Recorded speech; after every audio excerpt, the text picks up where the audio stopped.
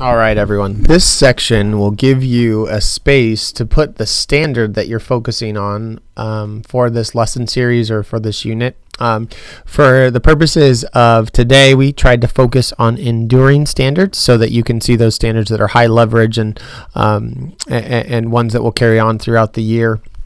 We really wanted to use the enduring standards or to do the whole tiering kind of system so that teachers had clear areas of focus, and it does take a little bit more time to universally design lessons. So by providing you tiered standards, it helps you to free up and know which standards would be great starting points for your design and which ones might be ones that you can wait for years to come.